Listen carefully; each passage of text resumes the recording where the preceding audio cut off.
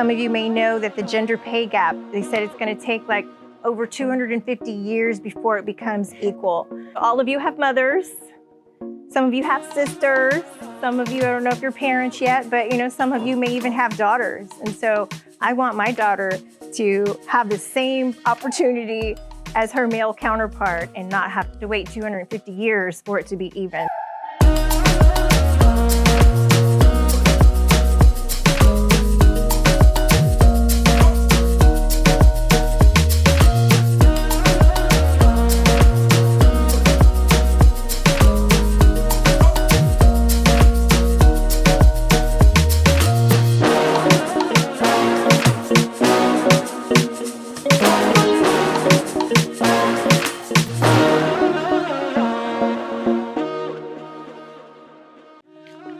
Because we have an amazing guest. Stacy Latoyson, founder of Dream Big Ventures, is here with us. Give her a big Lily, give her a big Rice welcome, y'all.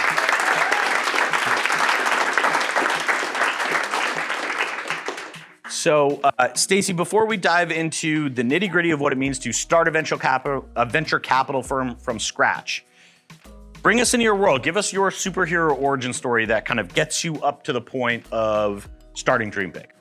Okay, well, let me ask you a question. Sure. Because, we all know Kyle can shout out to the moon. Yep. Are we using those mics or do I need to just speak loud? Only for Q&A. Only for Q&A. Oh, okay. All right. So I'll use my loud voice. So hello, everyone. Hope you had a great summer. Welcome back this semester. I am so honored to be here with all of you. I am a native Houstonian. Actually did my undergrad at University of Houston, and I'm now on the board at University of Houston. And I did my MBA at St. Thomas.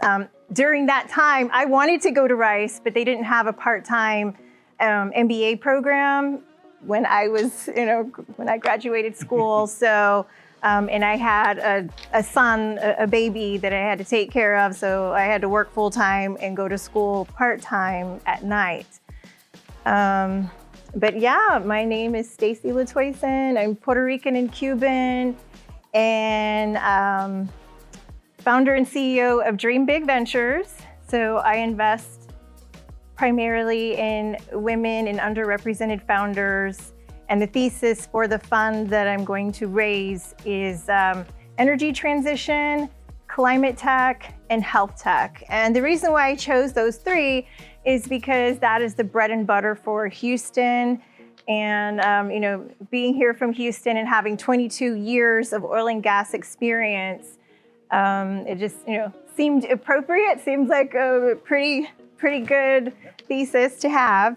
But it's not the only thing that I invest in. I have several others. I just invested in a women-owned winery and vineyard and inn in California with about 40 other women investors who are in my WPO group, which stands for Women Presidents Organization. And it's a network of women CEOs who all have at least $1 million in annual revenue. I mean, up to more than $100 million. Some of their businesses are valued at $1 billion. So it's a really incredible network. And then I'm the shareholder in a women-owned bank called Agility Bank, and it's started here in Houston, the first women-owned bank in the nation. I'm very proud of that, and opened up an account for my 10-year-old daughter, Sophia, who is in the back of the room. She's our, let's see, and I'm a limited partner in 4, about to be 5 different funds, venture capital funds. Some of them are AI, cybersecurity, and fintech. That's the Mendoza Ventures. Soft Tech is here in Houston, and it's agnostic, just early stage, seed stage. What's the other one? Urban Capital Network, also Houston-based. It's kind of a fund of funds. And Portfolia, which is all women investors who invest in women-led startups. And then Angeles Investors, I joined as an accredited angel investor, but now they're launching their first fund, and they've invited me to joined their advisory board as well. And I'm also on the advisory board of the Softex Venture Fund. A lot of different things, and you're too humble to promote this yourself. But Stacy is the first Latina in Texas to raise a fund. Yes. Which is wild, given the size of Texas, the size of the economy, the venture capital world here, but obviously filling an important niche. Can you just like quickly for us, Stacy? So you go to UH, have a baby early. 17, and go from that right into oil and gas after you graduate? So I always say representation is so important. And when I got pregnant with my son, I didn't have anybody in my family that I could look up to and say, hey, you can still go on to go to college. Your dreams are not shattered. But I did have a friend who said, my mom had me when she was 17. And I was completely shocked because he went to straight Jesuit high school and he drove a car and, they lived in a beautiful big home in Sugar Land. And, they were pretty well off and his mom was an executive at Texaco. So just knowing one person made me believe that I could do it too. So then that one person went on to give me the opportunity to intern at Texaco. So I started working there when I was 20 years old while I was still in school at U of H with my baby. And that changed our lives. And it changed the lives not only of me and my son and my daughter, but also my parents, my nephews, pretty much everybody in my family, just having that one person, because I was the first one in my family to graduate from college. And then ended up getting several expat assignments. I worked in China for 5 years. And that was an incredible experience, getting a chance to learn how you do business globally. And meeting people from lots of different cultures. And so my family came over to visit. I flew them over, took them to New Zealand and to Thailand and Australia and all over Southeast Asia to places we never even imagined we would visit. And my daughter was born in Beijing. So, and then after that, I had another expat assignment in Africa, in Angola, Africa, and they speak Portuguese. They have beautiful beaches. It's a third world country. It was challenging. Every day we had a power outage. So there's no Amazon. There's no, a lot of things that we have here that we take for granted. They don't have, and they didn't have it in China either.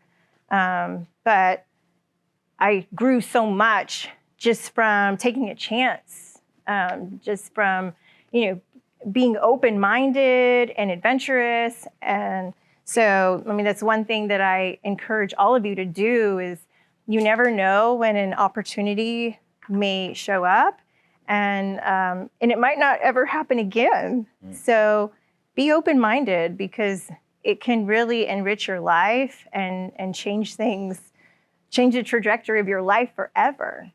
Now I'm getting opportunities for board service. And one of the things that is a unique differentiator is the fact that being a woman with global energy experience who worked in strategy and innovation, I'm a unicorn.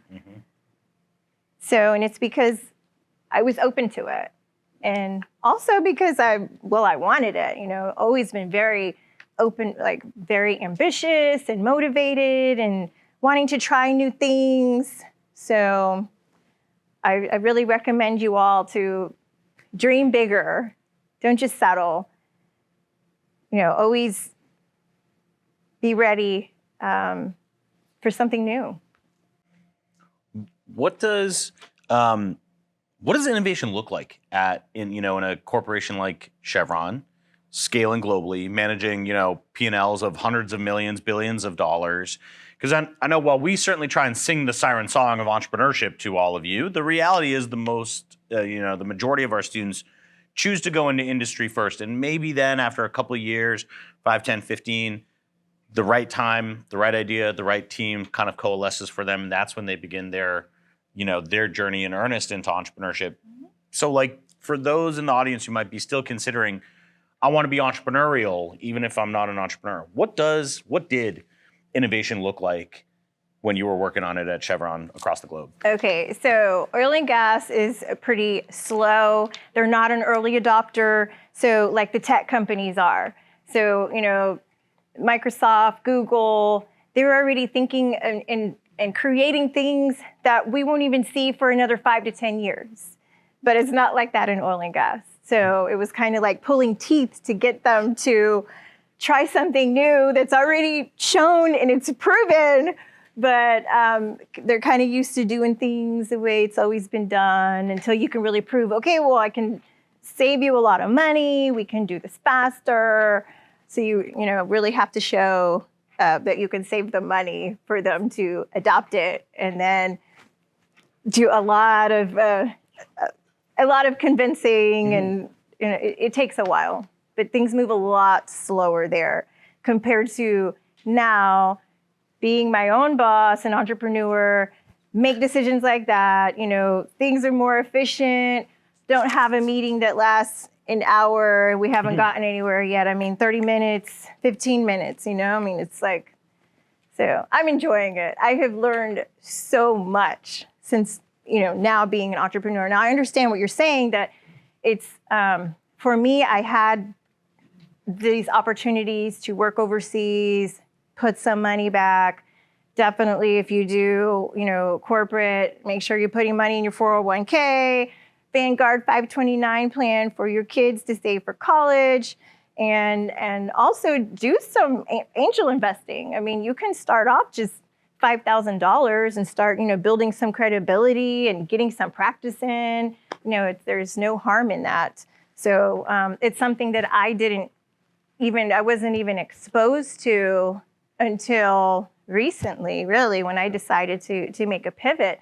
I just knew about 401ks, knew about real estate investing, because of course, one of the first things you want to do is buy your first house, and then maybe you buy more homes and rent them out, but we don't really get access learning about venture capital and angel investing and some of these other alternative investments until later on in life, if you even get exposed to that. So I think it's amazing that you're already getting exposed to that while you're in college, because they definitely didn't have any courses about that when I was in school. That's for sure. Yeah. My first angel check was $1,000. Like you don't have to, be cutting $25,000, $50,000 checks to, bet on your friends a lot of the time is how you get your earliest deal flow. You talked about learnings. I think one of the things that anybody who's exploring the world of entrepreneurship or innovation, venture capital needs to start becoming a lot more comfortable with is failure, and kind of failure really only constituting, a failure if you fail to learn from failure. And so 20 plus years strategy, innovation at Chevron, certainly not an industry where you can move fast and break things. People's lives are literally on the line. But can you maybe walk us through an example of something you wanted to try, you wanted to experiment with, that didn't work out so great, but allowed you the opportunity to learn from it and grow from it, just so that we can immunize against the fear of failure in this room here? I can't say that in corporate that you're allowed to very much anymore. I think, back in the day, yes, they would let you have a lot of responsibility, and now it's kind of, they don't really allow you to have that much bandwidth, and I don't know. But now that I'm an entrepreneur, yes. Everything from deciding who is going to be on your team. I can give an example of I had hired a marketing firm, and it just wasn't really working out. They weren't meeting my expectations, but now I have an amazing team, and I call them the dream team. And then sometimes you have to go through some of those hurdles just so that you can find the right ones, and the right pieces of the puzzle for your business to flourish and thrive and to grow. And even with the funds that I've invested in and some of these portfolio companies, I mean, with venture cap, it's a big risk. And maybe out of 10 portfolio companies, maybe 2 will be unicorns, and maybe some will break even. And there is going to be some that are going to fail. And that's just kind of a risk that you take. And you hope that, those 2 or 3 do really well. Yeah. So with your being an LP, a limited partner, kind of an investor into a venture fund, for those who aren't familiar, now being a VC, on the topic of failure, have you seen a startup that you or one of the funds that you've LP'd into or sit on the advisory boards of kind of had their startup fail and had to shut down? And what stood out to you about how they handled themselves, maybe the integrity with which they handled themselves in that really tough environment and situation that might be advice you'd give to any potential founders or founders that are in the room who maybe will hit that wall or maybe are hitting that wall with their idea and kind of laying awake at night worrying about, like, how do I kill my baby but do so the right way so that you preserve the opportunity to have another shot in the future? So transparency is key. Communication is key. I mean, you have to be honest. If things are not going well, man, don't just sink with the boat. I mean, you have resources there that can help you, and you should give them warnings early. They could maybe, give you lots of recommendations or know some people that can help you get out of the hole. But the worst thing to do is just continue to sink and not be honest with your investors, because you have a fiduciary responsibility. And, you can see that with the FTX would happen. You could see that with, was it WeWork? Oh, yeah. Right. And then just recently, they've had a show made about them, yes, pretty much. And today in the news was Bitwise. So, I mean, and it's all because the founders are telling them, oh yeah, everything's all gravy, don't worry, and Elizabeth Holmes. But you have to let people know early on before things get so bad. So you have to be transparent. Yeah.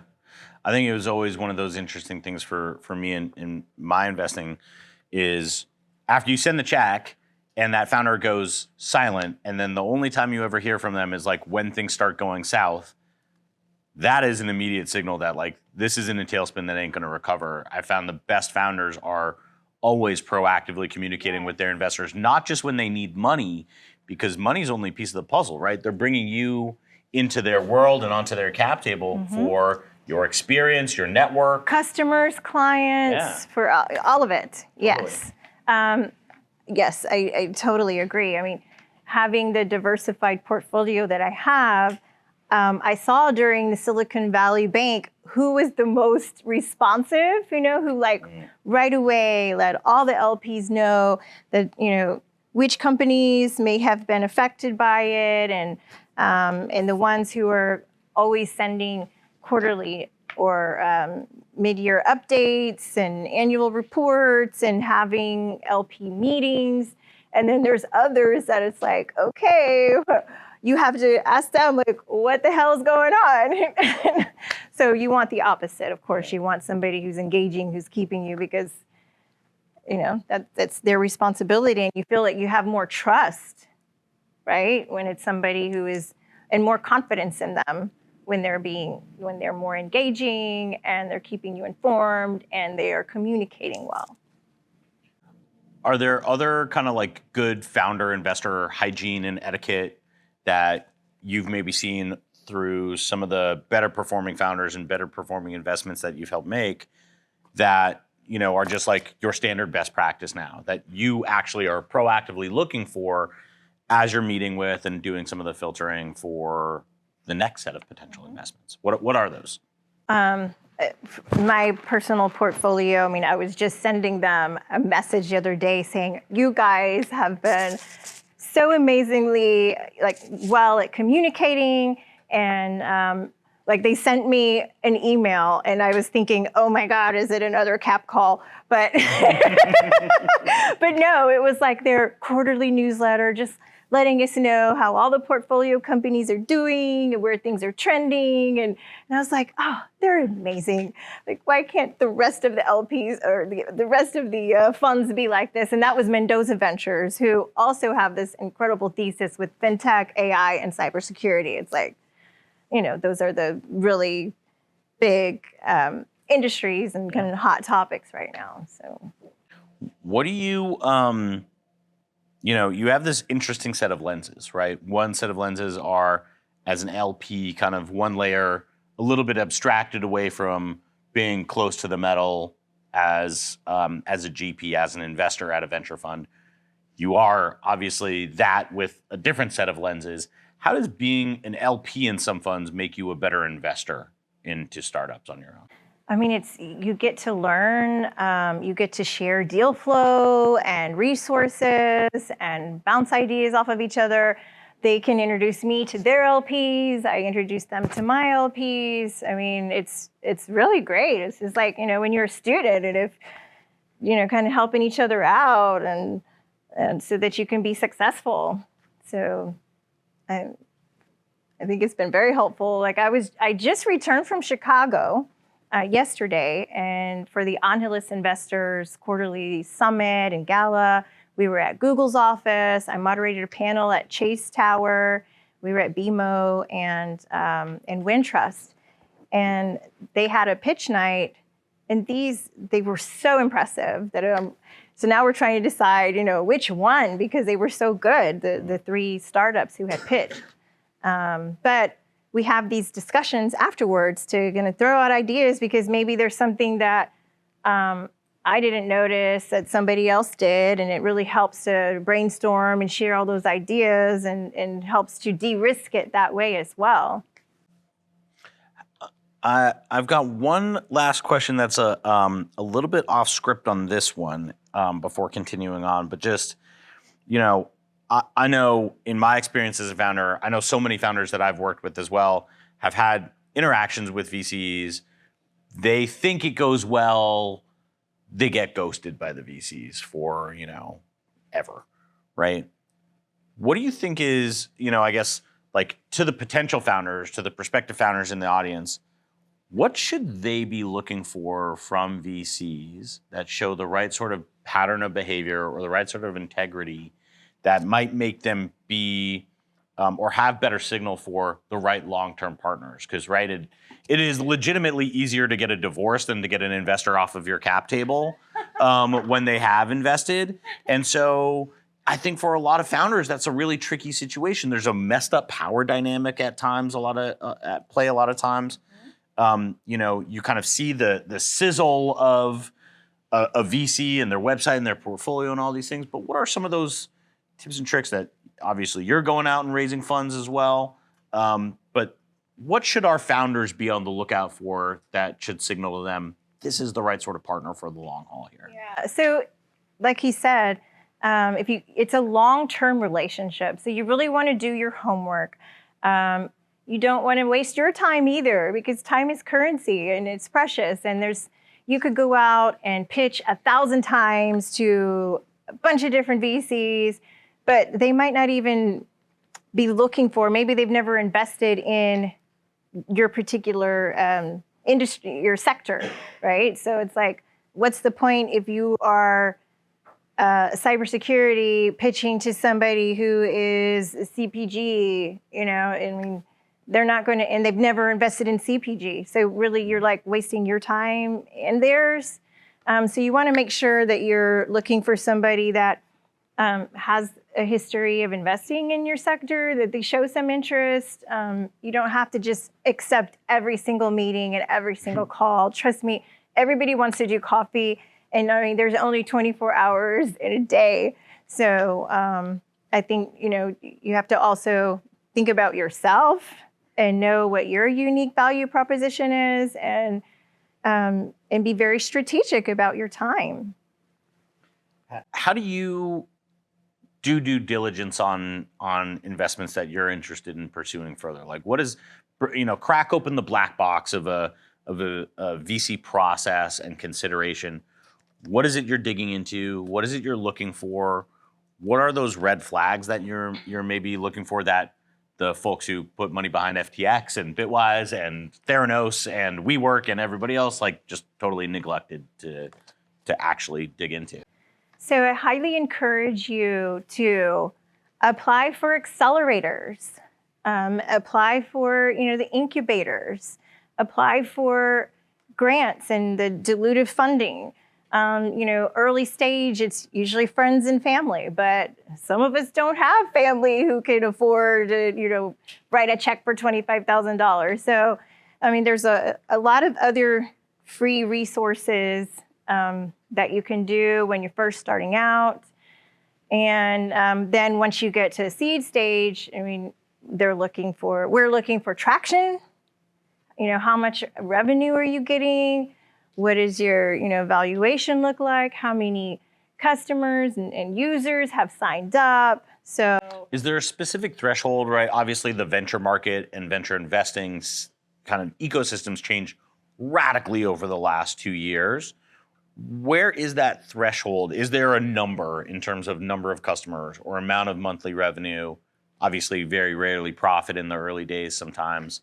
But what is that, typical milestone marker look like in August 2023 for being viable for pre-seed or seed funding or anything like that? Well, if you've got $1 million in revenue, then you're going to get noticed. Mm-hmm. That's for sure. Yeah, I think a lot of folks think that I've built a product, I don't have any users.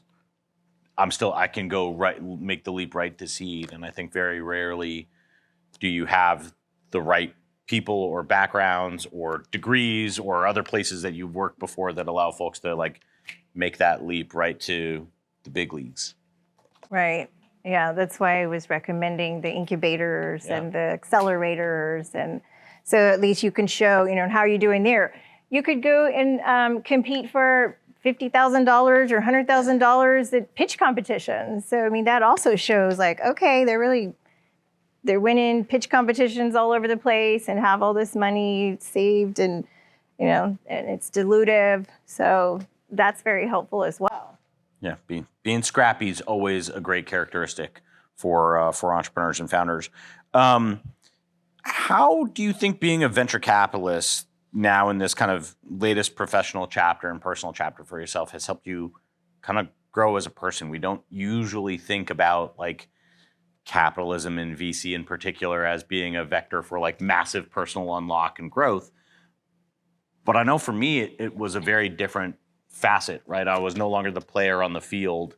I was now the kind of coach on the sidelines, right? And so it forced me to view interactions with people and opportunities through radically new lights. And I know I grew enormously because of that.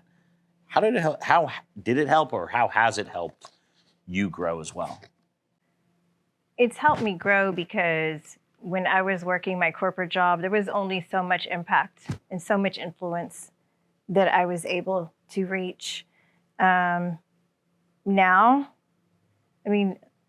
investing in different startups and businesses, I am transforming lives and for generations and communities.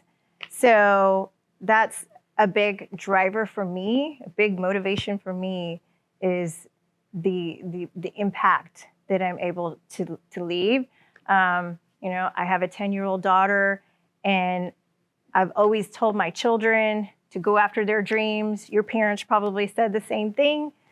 But, I had to look at myself and I said, why am I not chasing my own dreams? Mm.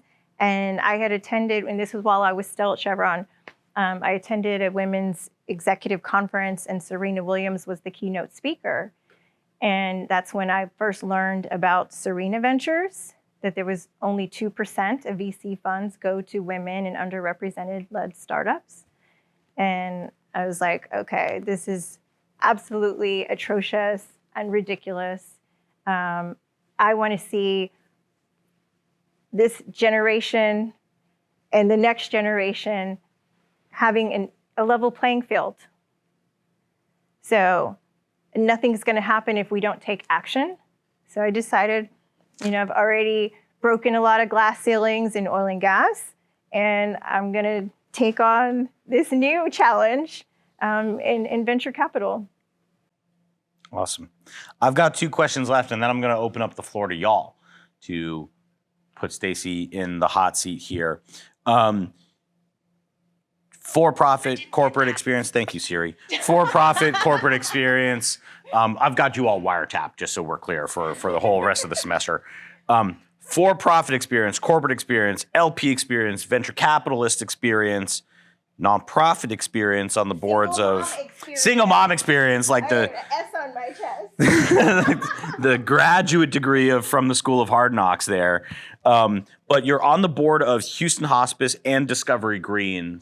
And how does the world that you get a peek into through these nonprofit and social impact oriented ventures, how does that help you think a little bit differently in your day job as a VC, if it does at all?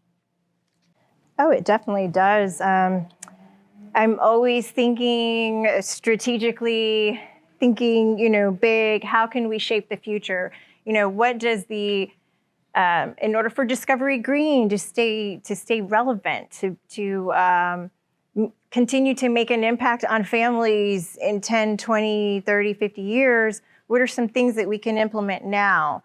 So, one thing that I'm recommending to them is, can we, have more STEM activations at the park? Because, there's millions of families who visit the park every day. And, that'll be a good way to keep educating the kids and, help them to learn about careers in tech, that in engineering and in arts and math and sciences that we, just don't have enough, especially in the Latino community and in African American community.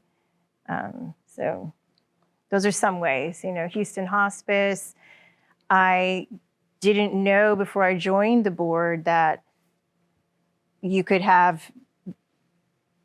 die with, what's the word? In our communities, you don't really know that you can have somebody come into your home, so that instead you think, you have to die in the hospital bed in the hospital. And so it's like really more community outreach and making sure that also in our communities that we're aware of it. And because I didn't know until I joined the board. Yeah. Last question. Where are you taking Dream Big Ventures now for the rest of 2023 and beyond? Like, what lies ahead for you as you bring your kind of innovator mojo and perspective and mindset to the world of venture here in Houston and beyond? Like, where are you going to take this firm now? So I am very passionate about financial literacy, and very passionate about investing in women and making sure that we have the same opportunities as our male counterparts. So some of you may know that the gender pay gap, they said it's going to take like over 250 years before it becomes equal.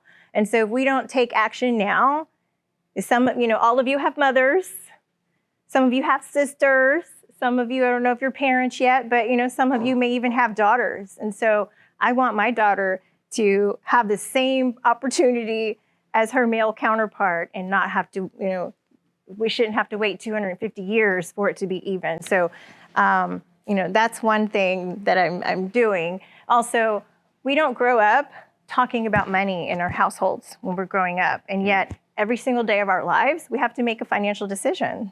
All of you have to decide, okay, do I have enough money to pay for, lunch or buy a new car, or, what do I need to do to make sure I have a good future? What investments do I need to make? Or maybe you just can only get by for the month.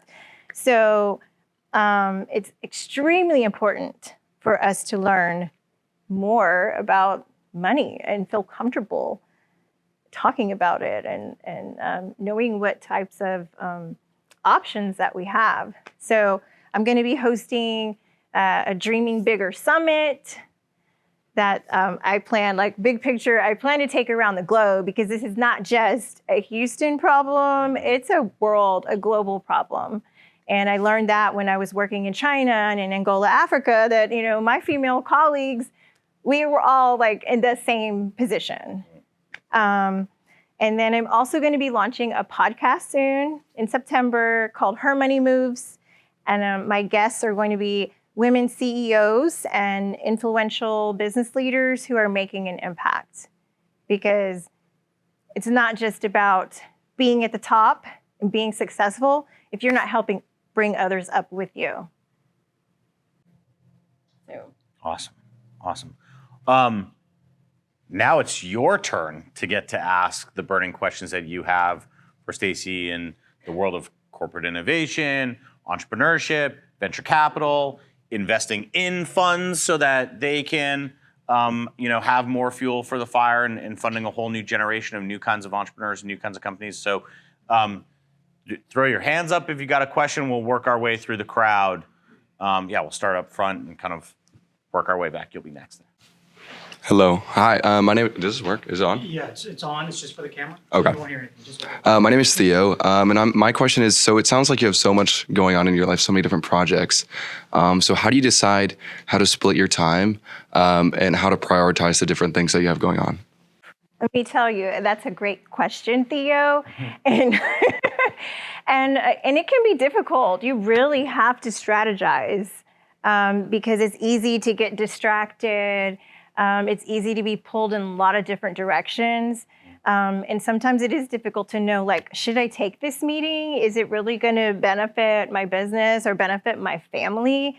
And so that's what I try to think about many times is like, okay, in the long-term scheme of things, is this benefiting Sophia and DJ, my family, for me to be here? And if it's not, then I don't need to be there. You're welcome. Hi, my name is Ben. I'm a sophomore studying CS. For as long as I can remember, I've always had like this long-term dream of building something big and valuable of my own vision. That's like a big motivator for me, and like a big reason why I love CS and why I love software. I feel like recently I've been at this crossroads in my life where I'm like trying to figure out like what that thing is, like that compelling thing is that I want to build. And that's like, I've been feeling like this mixture of like excitement, but also anxiety around this, like, what is it going to be? So I'm just curious, like for you, like, Stacey, how did you figure out that it was like, I'm going to start a VC firm? And like, when did that happen for you? Sometimes you're going to be a little crazy, right? I, like a year ago or 2 years ago, would not have ever imagined that I'd be sitting here today. Like, Dream Big Ventures was not even on my radar. So sometimes things manifest and it just comes to you and you just know it. And then all of a sudden, like, doors start opening, the path starts opening when you know you're on the right path. You'll even get signs from the universe. I really believe in that. So it is scary and it can give you anxiety. I was accustomed to every 2 weeks I know how much money I'm getting in my paycheck. And, I know what my annual bonus is going to be, and I know my set time of working. And it's like now, I'm hustling all the time. I'm all over the country, being wherever I need to be. I'm working on the weekends, but I'm happy. I feel free. I feel inspired and motivated. So, and I believe you also have to have grace with yourself and patience, because it's not all going to come at once, and it takes time and continual learning, because you're not going to know it all, and I don't know it all. So always be curious and and open for growth. Do you feel like you ever had like a pivotal moment, like a conversation, somebody you met, or like just like were you like just like sitting there like thinking it was like aha, like this is it, like what was like the actual like process like for you? Wow. Oh, I have a lot of those moments. I do. But I definitely was inspired by attending that conference with Serena Ventures. And I continue to be inspired every day. You know, sometimes just seeing something, reading an article or a book or just a conversation with someone and learning something that I never knew before. It's very inspiring. Like, wow, I could do that too. Or so I think it's helpful, and a big part of I could say for my success so far has been my network. Has been, you know, meeting the right people, asking questions, leaning into it, and opportunities have just been falling, like literally. Like tonight being here in front of all of you, I mean, Kyle and I met maybe a year ago. I remember coming here to celebrate LULAB winning the top MBA entrepreneurship program in this room, and had no idea that I would be here for your opening semester. So, I mean, you never know. And I pinch myself every day, have gratitude, but continue to grow and ask questions and yes. For sure. Yes. For sure. I think the young woman in the orange check shirt, maybe that's yellow. I'm massively colorblind, so my apologies. But on the topic of like being open to signs from the universe, the day that I got the job offer for this gig right here, I was still in Colorado, and USPS misdelivered an Astros hat to our door instead of to neighbor 4 doors down. And I was like, okay, that's it. Like, somebody wants me to go to Houston. Yes. So, yeah, be open to the weird, crazy signs from the universe. Hi, my name is Ashley. I'm getting my master's in bioengineering. I wanted to ask about kind of when you first started Dream Big Ventures, did you start with your own capital? And also, how did your family and friends react? Were they supportive? How was that for you? Yes. I'm still using my own capital. You will find that a lot of banks, until you've been in business at least 2 years, and you know they don't want to give you a business loan yet, a commercial loan. So I mean, there's a lot of things. So, yeah. But I believe in myself, right? And I have 2 kids. So, yeah. At first, a few people were like, "Are you nuts?" I mean, nobody leaves Chevron after 22 years and a pension fund, and you know. But I believe in myself. I believe in investing in myself. I believe in the vision and the impact. And my family said, well, you know what? So far, you've made good decisions in your life. You know, it's a big risk, but we believe in you and we support you. They have no idea what I do. Like, Do they think it's like Shark Tank? Like, but they're proud. They're just so proud, but they really have no idea. Like, okay, we'll be there. Other hands up if you got questions. We'll get these pseudo mics all around. Yeah, green shirt. Hi, my name is Joyce, and it's been really great hearing your story. And my question for you is, have you ever gotten imposter syndrome? And if so, how do you deal with it? I tell everybody that imposter syndrome is not in my vocabulary. You know, that's something that's been made up these last couple of years. People have been like talking about so much. No. I have every right to be at the table as anybody else who's there, and especially with my experience and credentials. So, no. Swagger to lead off. Yes, here. yeah, and you have to. I mean, all of you, Rice students, I mean, you worked your butt off in school to be at this university, to even get accepted into this university. Like here. So, you know, and probably had to have a very well-rounded resume of doing community service and, you know, so, I mean, you earn it. You earn it. And do not let anybody put you down because you can be bullied. You know, sometimes, unfortunately, people get bullied at work by their bosses. And just remember your value and your worth. I mean, of course, you can't walk in like, oh, I know everything because you don't, you know, being junior. But there's still a respect factor, and everybody deserves respect. Here.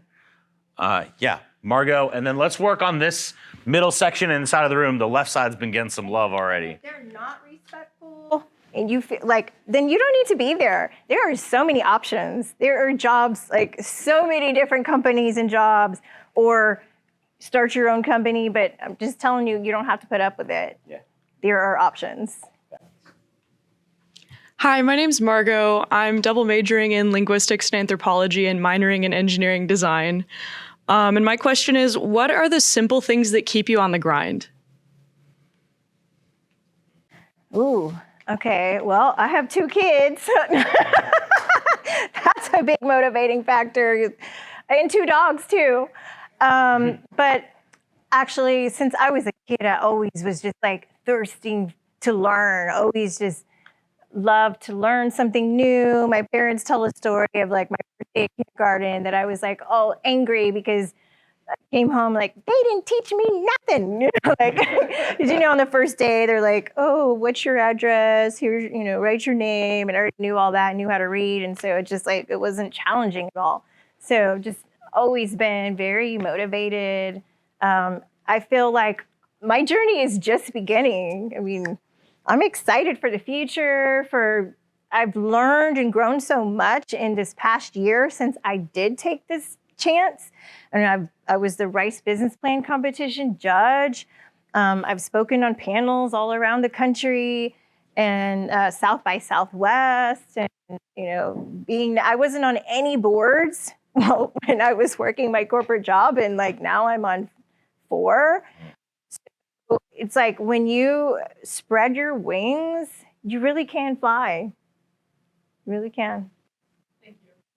You're welcome. Hi, my name is Virginia, and I'm studying cognitive science. My question is, as a woman in a male-dominated field, how did you assert yourself and ensure that you were offered the same opportunities that might have been more readily accessible to your male counterparts? That's a good question. Oh, there were times when I was like, I don't even know how I lasted that long.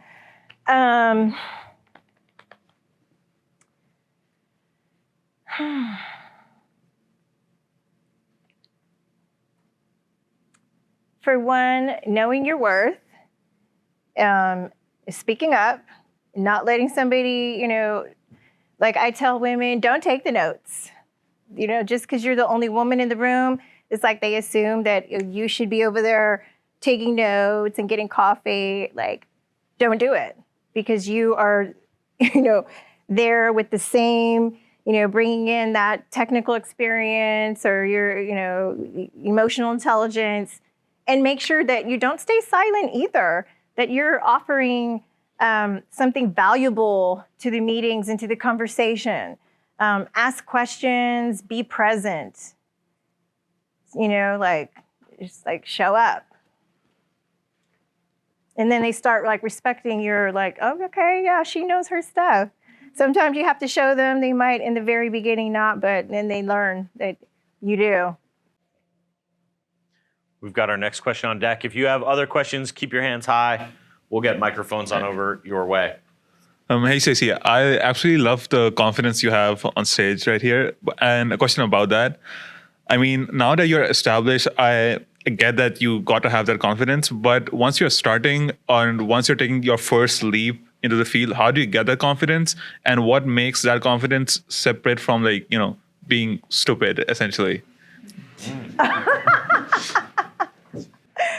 Oh, I think having so many, I've overcome a lot of challenges in my life, you know, starting with being that teenage mom at 17, that it's like, I don't think I'm going to do something like so stupid because I have people who depend on me, and that's always in the back of my mind, right?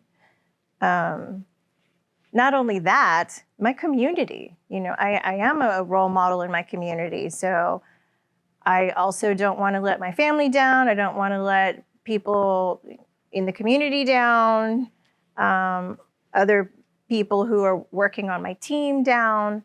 So I am very conscious about my decision making and the way I carry myself. Okay. We got time for 2 more questions, gang. All right, you're gonna be one of them. You already got the mic. I have no other choice at this point. Yeah. So, hi, Stacey. My name is Gustavo. I'm a junior studying mathematical economics. I wanted to see if you could perhaps elaborate a little bit further on how you think students should approach angel investing, especially since like a seed round today is what a Series A or B would have been like a couple of years ago. And then now that we have guys like Bill Gurley from Benchmark who are like exploring the seed stage now, it's just getting much more difficult to get into some of these deals. I'm wondering if you could maybe like provide an outline or a strategy for how a student should approach angel investing as again, college students.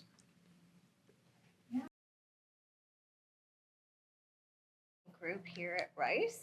There's a 2 million, there's the Valhalla Angels and Valhalla Investment Group. There's a $2 million venture capital fund that Lily runs that is actually student run. So if that is, if you're looking to build the track record and the expertise, like that's certainly one vector. You get credit for actually apprenticing as a VC and kind of learn the ropes that way. But this is your question, not for me. So well, no, I was going to say, they hear me shield this stuff all the time. Yeah, there's resources at your university. There's also something called Alumni Ventures. There's the Houston Angel Network. And then the Angeles Investors that I'm a part of. I think to be an associate member, it only costs $250 versus an accredited investor, I think it's $2,500 a year. And that's one great way to get experience. You could even be a lead and do, really get involved in the due diligence. And as part of Angeles, one of the startups who's now in Series C, they let us in on the Series C, round, even though it's significantly lower than what they get from their lead investor there, but it gave us some access. So sometimes you get, special deals like that. There's a lot of hustle that can go into it, even if you're not privileged enough to have a deep, stack in your bank account that you can invest out of. I've seen students, freshmen, sophomores, roll around and, secure an allocation in a round, and then they'll go to all the wealthy donors of their school, or they'll go to all the wealthy family offices and, try and syndicate that amount to invest on in. And it's none of their capital, but they still get some upside, and they build a lot of relational capital and social capital that way too. Hi, thanks so much for your time. My name's Summer, and I'm a CS major. So when you're investing in a startup, what do you look for in a founder, and do you focus more on the founders or the company itself? Yeah, so you want to have confidence in the founder. You want to, you look at what the experience level is of the team, and again, the traction that they're making. Do you bet on founders or do you bet on companies? I don't think you can do either or. Yeah. It's both.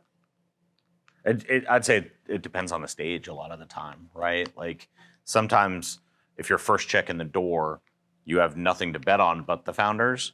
Seed stage, Series A, certainly later on, there should be enough data about the venture and the business to inform that decision. But yeah, they go hand in hand. You're never going to back a founder you hate that's working in a company you love, right? That unfortunately does it. No, we can't. There was a few more hands up. The class only goes to 7. I'll keep this thing rolling until they kick us on out of this building in 3 years' time, Stacey. We can go all night. Any other burning questions that didn't ask yet? Yeah. What the disruptors disrupt even class times. I love it. I don't care. We'll keep this going. Hi, Y'all want to keep Stacy. asking some questions? Is it on? Yeah? Yes. Then yes. Hi, Stacy. Can we get the attendance back up for those who have to jump? Yes. Hi, Stacy. Thank you for your talk. Congratulations. I'd like to ask, you mentioned that what drives you to move forward is your desire to keep like investing in companies and give the opportunity for people who are trying to build their own company.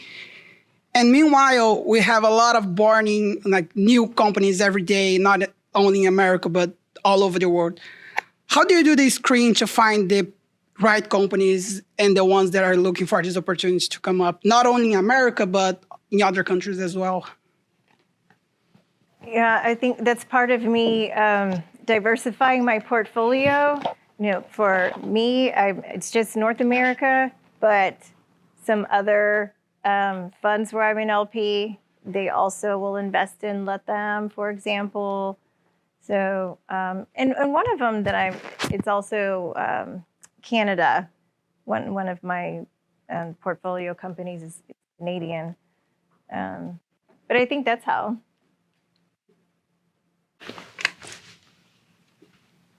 Hello, I'm Sharath. I'm an MBA student from Rice. I have a couple of questions for you. Firstly, thank you so much for your time. Just one, please. Okay, cool.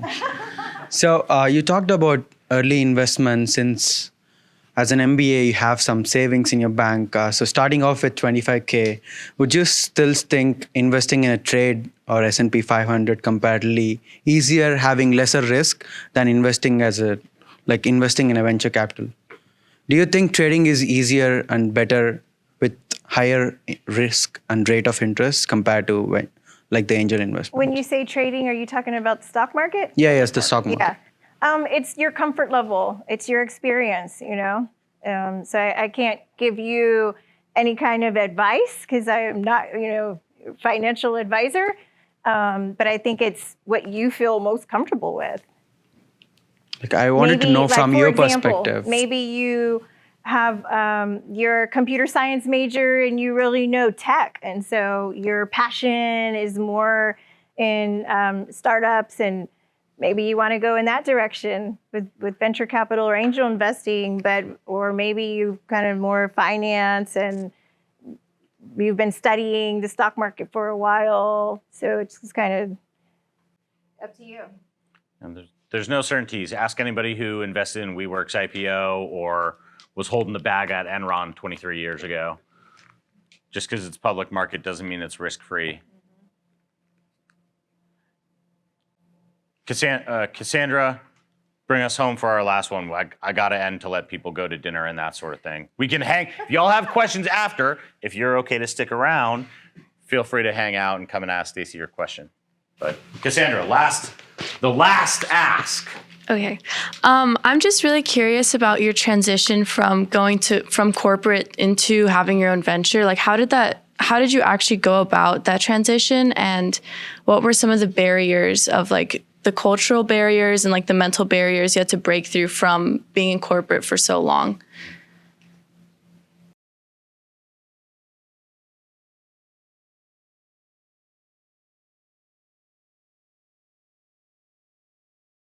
Okay, I mean, this is all new. Entrepreneurship is new. So I think at the beginning, I'm like, oh, should I go through SBA, get a score? It's just kind of like navigating this whole thing of what's the best pathway for me? Networking like crazy, showing up to things I didn't do. Kind of worked my 7 a.m. done by 4:35, and so I wasn't going to evening seminars and workshops like I do now. It definitely was beneficial going to on. They're always having free events that can have really good programming there. So, or attending webinars that are free online. It's just kind of doing more extra things to be on the fast track, taking. It's doing it where you learn the most. Stacy Latois, Dream Big Ventures. Yeah. Thank you for helping us kick off. That was great this semester. We appreciate you. Thank you all for staying a little bit extra with us. If you haven't yet, please scan the QR code so that there is a blockchain proof of attendance here, okay? And just so y'all know, next week is night 1 of Fiesta. So you're gonna be hearing from Trevor Best, CEO of Syzygy. Make sure you come. It's the kickoff to a full week of all this, but it overlaps same time. It might run a little bit longer, just as a heads up.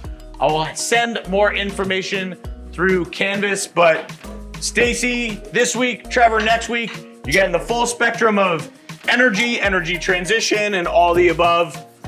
Thank you all. We'll see you around. If you have any other questions for Stacy, feel free to come on wishing up. all of you the best with your semester and your futures, and feel free to reach out anytime. DreamBigVentures.com? What, Dream Big? Oh, yeah, or LinkedIn. LinkedIn, You can okay. go to my LinkedIn. All right, yeah, we'll send it on out. if My you're good with that. website's under construction. Aren't they all? Sorry to ambush you all the time, but nice to meet you. I'm back.